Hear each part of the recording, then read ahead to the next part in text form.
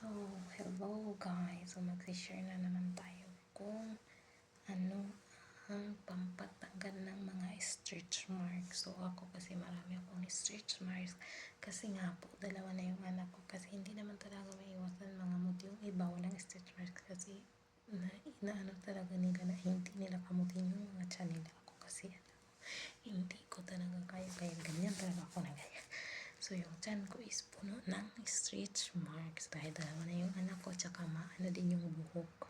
Paglabas na ano yung buhok, makapal. So, ayun, ito na yung ginagamit ko sa aking tiyan para mawala yung mga stretch marks. Tsaka ko na ipapakita sa'yo kapag sumiksi na ako. Hindi. Tsaka ko na ipapakita sa inyo kapag medyo lumiit na yung tiyan ko kasi malaki pa kasi yung tiyan ko. Nagpapaliit pa ako ng tiyan. O diba, hindi man lumiit. So, ayun. Ito yung ginagamit ko. Ayan. Within siya, collagen and vitamin E. So, pampaano din siya sa mga dark areas. So, hindi lang stretch mark yung natatanggal, pati din yung mga dark areas, like mga itom-itom, ganun. Siya. Ito siya yung pampatanggal ng pampatanggal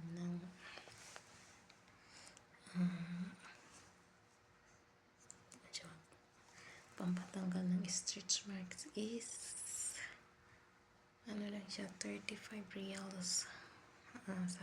Mabibili niya siya sa sari-sari store ng Riyadh. Pwede din kayo mag-online kasi mabait yung mga driver nila. So, pati yung may-ari, babae, kababayan natin, sobrang bait niya. So, ayan, ganito, kahit anong bilhin ninyo, mga groceries, like mga sandals, malita, bag, t-shirt, mga ganito, ganyan, mga aritis, meron din silang mga gold, nagbebenta din sila ng mga ganun.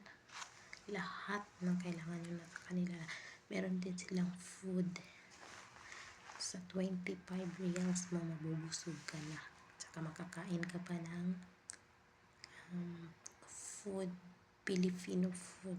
So, ito lang yung inano ko. Hindi lang siya sa stretch marks. Pati dito, yung mga blackheads, ganun, ganito, ganyan. Matatanggal din siya. Kaya lang, meron din akong sa mukha.